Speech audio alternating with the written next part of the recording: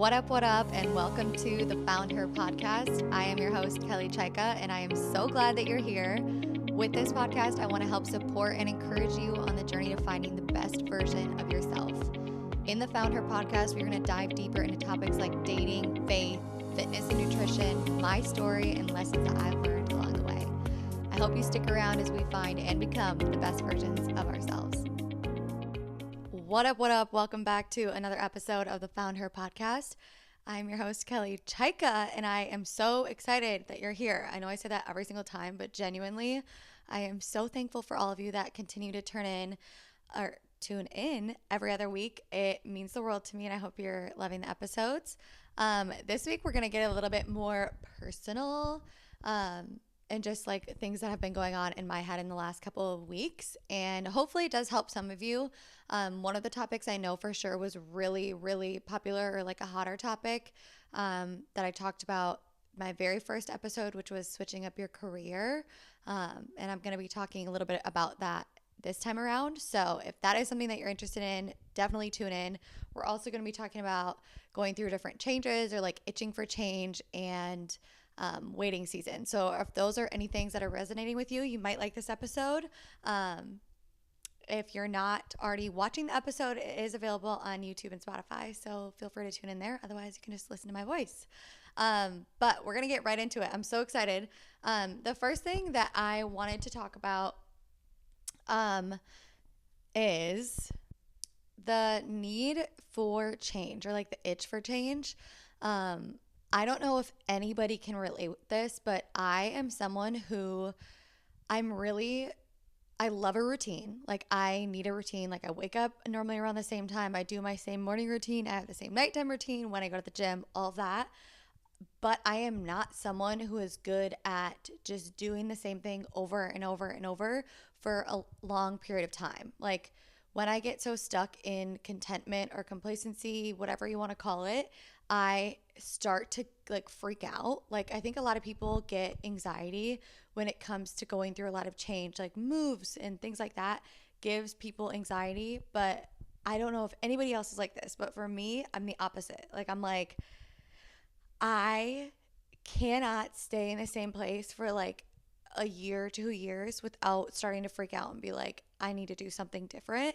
And that's probably not the best quality. Like, I need to learn to pray about it and work through whether or not that's a good thing. But I have just been in that like phase of life lately where I'm like, is this really all that there is? Like, there's gotta be something else out there for me. Am I really supposed to be living here? Am I supposed to be working this job?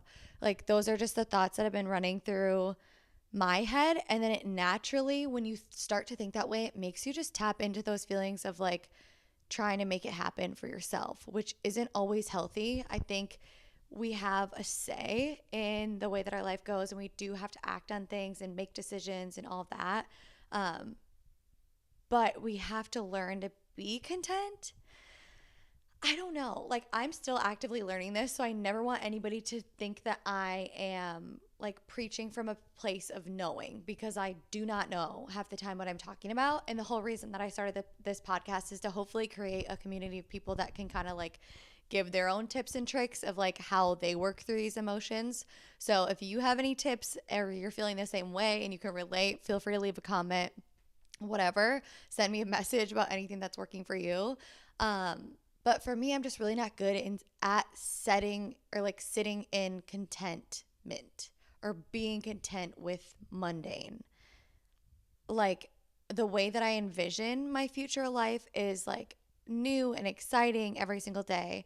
But at the same time, I want to have a family and settle down and have like the white picket fence and do that whole thing. And I think I will be okay with that. But I do think I always need change. And that doesn't always mean like going on trips all the time, but I just need to like switch up my living situation. And for some of you, that could be as easy as like spring cleaning. I know a lot of people are getting into like throwing a bunch of stuff out, switching out your clothes, rearranging your room, just like doing things that can help you switch up your energy and like feng shui of your life. And I think I need to do that too. I don't know. I definitely did just like fully purge my closet, which is a great feeling. But I think since I've moved once before, if you've moved before, I think you might be able to relate with this.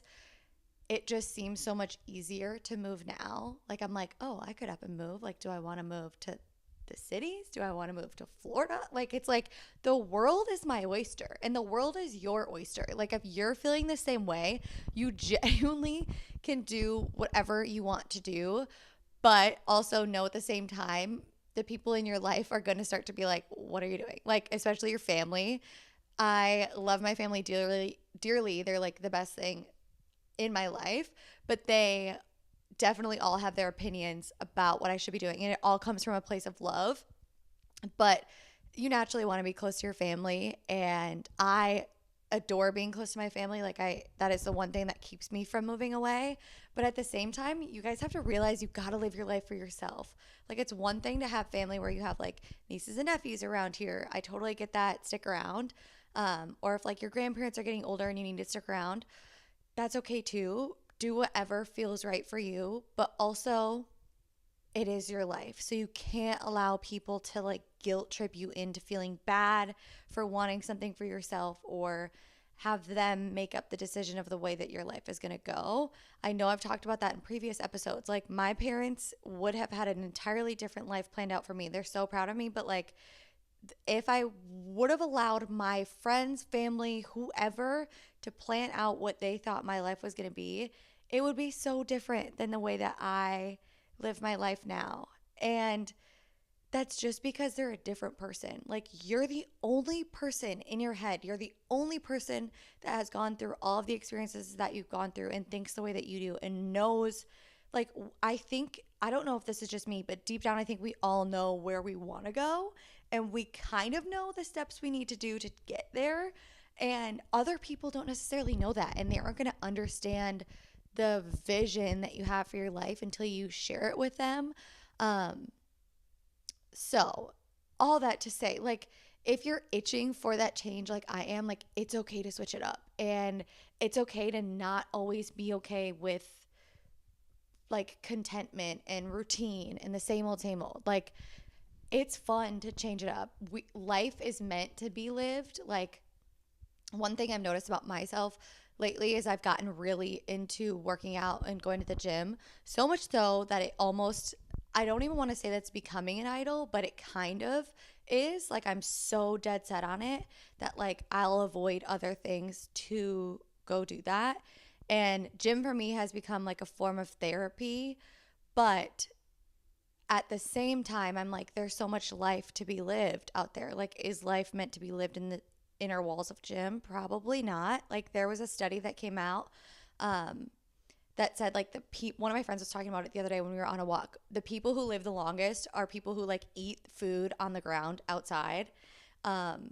It was like, I can't even remember. It's people that lived over 100. And they did a study talking about what made them live the longest. And it was like, they walk every day. They are sitting on the floor outside. They're grounding themselves. Like they're getting out in fresh air. It's all things that like, we can't just keep forcing ourselves to like pound the stone every single day, day after day, and not experience life. Like you got to get out there and explore. I just think it's so scary when people just don't ever see the outsides of like the four walls of their house or their town. Like there's so much life to be explored, and like travel if you can, move away if you can. Like I don't know, I'm just like in a season of like really itching for change, if you can't tell. So I need to stop talking about it. But if you relate with me, honestly, reach out because I need some help, truly. The other thing I want to talk about was waiting seasons. I know we've kind of touched on this before, but waiting seasons kind of go alongside of this. It is really hard for me. I think especially the reason that I get these like itching phases is because I set expectations in my head when I make a decision about the way that I think it's going to go. And that is a problem for me. Like I probably shouldn't do that. Expectations just like are an easy way for yourself to get let down. But anytime I've ever moved away, I have set the expectation in my head of how I visualize that move going. And every time it's been different. It's come out really well. Like when I moved to California, I thought I was going to meet the love of my life. I thought I was going to learn how to surf. I thought I was going to be this like tan, beautiful beach babe goddess. I thought I was going to make a bunch of new friends, and that just didn't happen. I was there for 4 months. COVID hit. Never met anybody. Downloaded Hinge. Met nobody through that. Like, it was really hard to meet people. We couldn't really go to the beaches. Like, my expectation got totally pounded into the ground. Like, wasn't met whatsoever. California was beautiful, and it was like such a great learning experience for me, and I loved living there, but my expectation got beat down. Um, Same thing when I moved to Nashville. Like, I had this expectation of, my friend was living there at the time, and I was like, oh my gosh, I'm gonna move there. We're gonna become besties. She's gonna stick around. I'm gonna meet a Southern man. Notice how all of these things have to do with men. Like, Kelly, give it up, okay? We we don't have to like hone our moves or our expectations around our moves around a man, okay? But I was like, I'm gonna work at Vanderbilt Hospital, which is like a renowned hospital. It's gonna be amazing. I'm gonna be a cowboy. I'm gonna get really close with my friend who lives there. We're just gonna have the best time. We're gonna be Broadway girls, all of that. I moved there and it was a great experience. I did not meet a cowboy. Vanderbilt Hospital was arguably one of the most difficult times working at a hospital that I ever had in my life. Loved the people I worked with, but it was a struggle. Um, my friend who I moved there like to get closer to ended up getting engaged and moving to a different state. So it was just like, it's so funny to me when I look back at my life how the expectations just like keep falling short. Like, if God couldn't continue to teach me lesson after lesson and without me listening, like at some point I need to wake up and be like, Kelly, like, learn to not set expectations for your life. But going along expectations, waiting seasons, I think, go hand in hand with that, because the only time that you realize that you're waiting is when you have an expectation for something that didn't meet. And then you're like, wow, this isn't going the way that I thought it was going to go. And now I'm sitting here waiting for something else to happen. And then you set a different expectation, so on and so forth. So I just feel like I kept setting myself up for failure. And not even for failure, maybe disappointment is a better word. But I just have learned in my life that expectations will always let you down. It's okay to get excited about something and to hope for something, but the minute that you set an expectation in your head, just from what I've learned, you're probably going to get let down. So that is my little tangent on that. Um, what else was I going to say? The other thing with waiting seasons that I have questioned a lot about myself is, like, waiting seasons in general are hard. You could be in a different waiting season in your life, whether you're waiting to buy a house, you're waiting to have kids, you're waiting to move away, you're waiting to meet your person, you're waiting to get the job that you've always wanted, you're waiting to get in the best health of your life. Like, whatever waiting season it is that you're in, those are so difficult because we can sit there and like trust that God has a plan. And it is so easy to say that. Like, I have said that 1,000 times over. God has a plan for your life. He has it all planned out before you even knew it. And like, I believe that to my core. But at the same time, I'm like, but I kind of want to know what the plan is. Like I I've said this, if somebody could give me a blueprint for my life, I would probably read it, which is so awful because I love like getting surprised and changes and all of that. Um, but it's just really hard to trust sometimes when you're going through a waiting season. It's hard to know that like what you want for your life is actually going to come. Um, One thing, I just lost my train of thought. Hold on. Oh, wow. Little spacey brain there for a second. Um, like, we can have these desires for what we want in our life and all these things that we're waiting for. We can call it a waiting season, but I've also learned that that isn't guaranteed for you. Like, and that is a hard pill to swallow. Like, I believe that God knows the desires of your hearts and he will make them come to fruition if it's part of his plan. But like, what you want for your life doesn't necessarily mean it's going to happen. So, if you strongly desire to get married, it may not happen for you. And like, are you going to be okay if that's the case?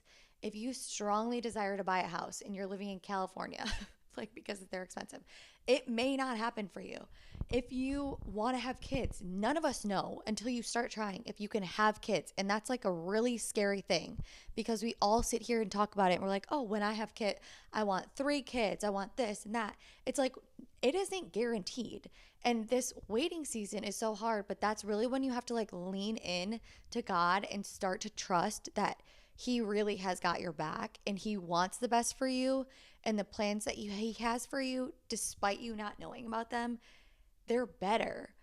But on the other side of that, the feelings that I've had around a waiting season is the questioning of my own self and being like, did my own decisions affect the way that my life has gone?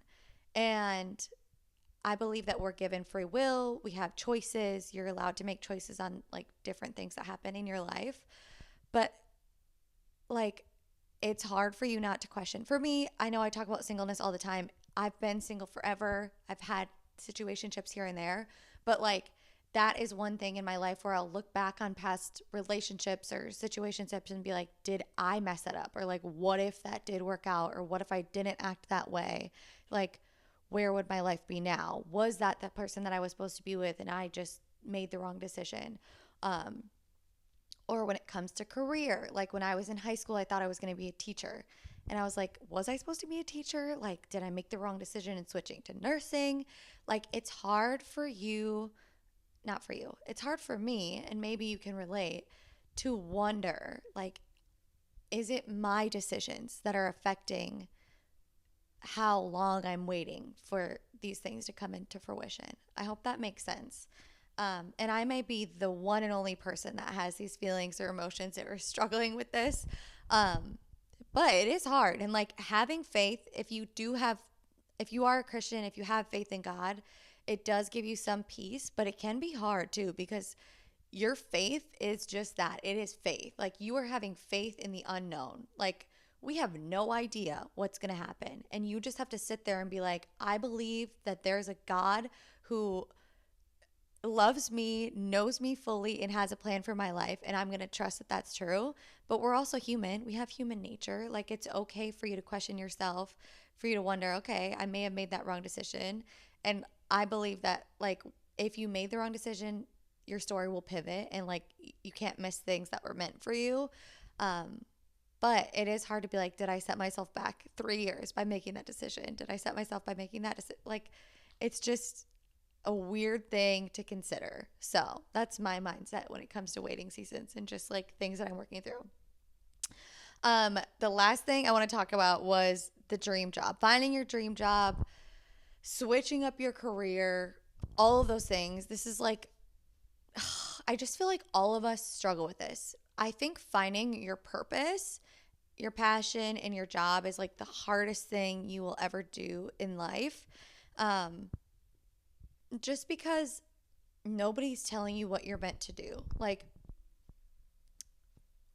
and your job is like something that you spend the most amount of your time for the rest of your life doing. Like, we are at our job 40 hours a week. Like, that's quite a long time. You come home, you make dinner, you go to bed. Like, it's like, that is a big chunk of your life. And if you're not happy and you're not satisfied in that job, it's really easy to start to like not like your life or not like the way things are going and start to wonder like there's got to be something else out there, whatever that may be. I've switched my job up a couple times. I've worked as a CNA, obviously, when I was going through nursing school, and then I graduated. I worked as a nurse in California, and then a nurse in Nashville, and then a nurse when I came back here. Switched up my career entirely, went into sales for a laser hair removal company, and now I'm kind of at that almost 2-year mark where I'm like, all right, what am I going to do next? And for some people, especially when you talk to older generations, they are so used to you keeping a job for 40 years of your life until you retire. And when they hear that you switch your job up all the time, it can sound like it's a negative. If you have that feeling, I beg of you to get rid of it because that's not the case at all. Like, my dad always taught me that your job needs you more than you need them. And that's very true. And that can be naive at the same time because if you're struggling financially, obviously you need a job. But, and you are replaceable. But when you have the mindset of they need you more than you need them, like you can go find a job anywhere. And yes, I know the market is hard and this may be so naive. So I'm not trying to be disrespectful in any regard if you're struggling with finding a job. But I just think when it comes to your career, it's something that you should be able to be the most selfish about because it's something that you're selling the rest of your remaining days to. Like, if you work a job that you hate for the rest of your life, like you're gonna be unhappy. It's inevitable. If you're not passionate about it, if it doesn't bring you joy, that exudes through to the people that come into your work. Like it's just obvious. And I know it can be really hard and sometimes scary. Nobody wants to start a new job. I have always hated, I need to get comfortable here. I have always hated being the new person in a job. I've hated not knowing what I'm doing. I've hated not being able to navigate new computer systems, new hospitals, whatever it is. I don't like someone that doesn't know what I'm doing, and I always like to have the answer. So like I love when people come to me with questions and I'm like, I have the answer for that. I hate having to be like, I genuinely don't know. And I just don't like not knowing. And I think my whole family is that way. Like we all just like to know what's going on and like get the specs on everything beforehand. But everybody has that same feeling. Like if you're scared to start a new job because you're scared of that feeling that you have when you get a new job about not knowing, everyone has that feeling.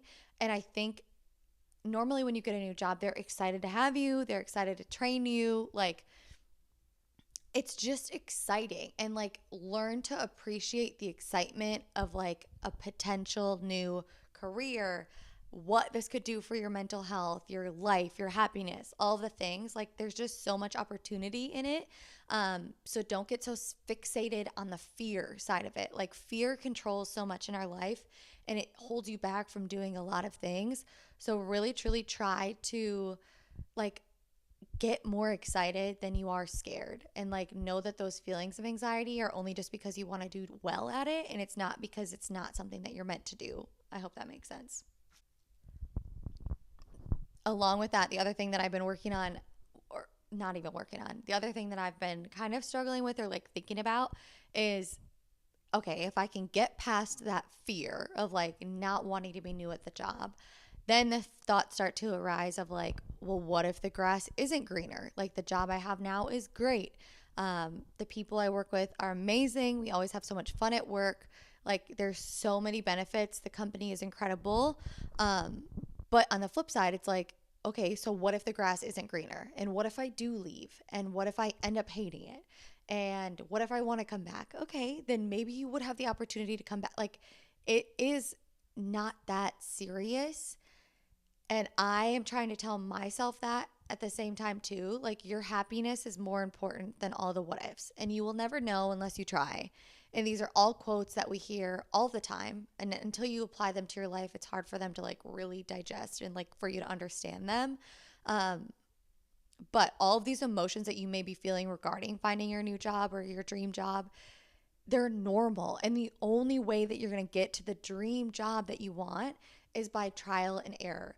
Every single time you get a job, think back on the things that you loved about that job. What did you love? Write it down. You switch to a new job. Okay, what did you love about that job? Compare those two and find a job that did both of those things. So on and so forth until you find a job that you genuinely love. And you don't have to find this job before you turn 30. You don't have to find this job early in life. Like some people don't find their dream job until way later. One question I always ask people when they come into my work: what do you do for work and how long have you been with the company?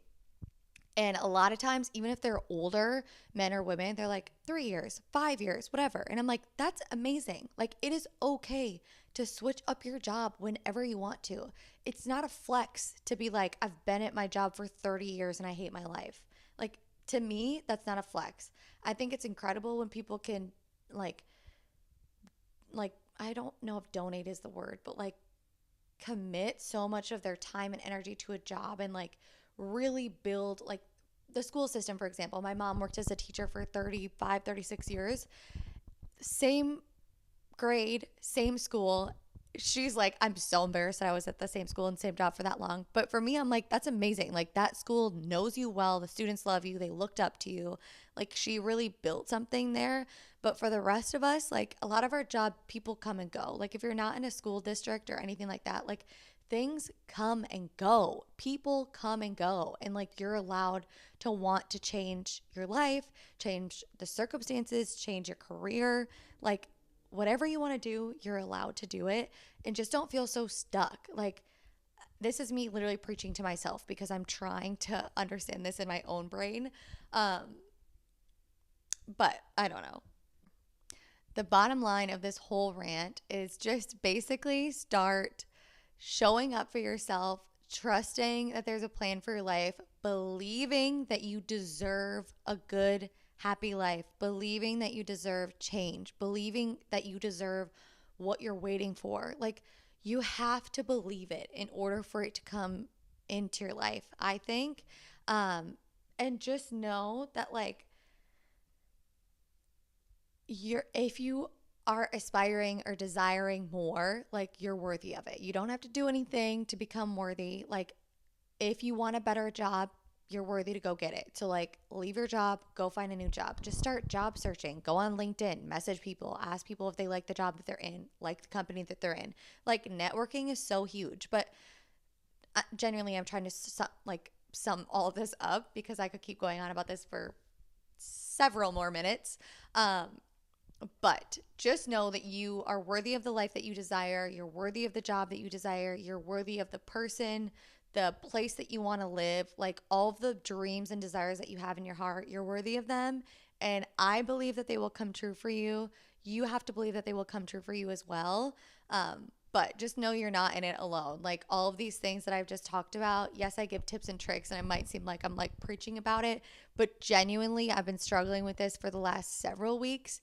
And sometimes it's not hard, and it's okay to, like, break down and not feel great and feel like you're starting over. Or if you move away, you're starting completely fresh and you're almost 30. Like, those are all thoughts that run through my head. You're starting a new job, whatever.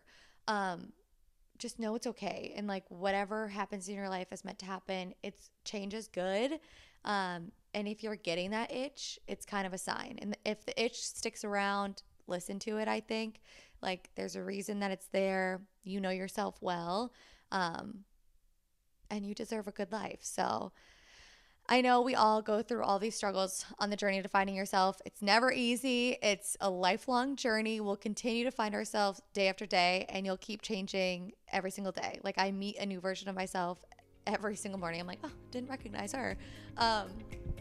But you're not in it alone. I appreciate you guys so much. I hope you liked this episode. I hope it helped you a little bit, gave you some maybe clarity or just, like, peace knowing that you're not alone.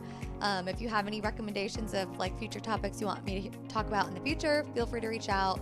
I love you guys so much, and I hope you have a great rest of your day. Peace and love.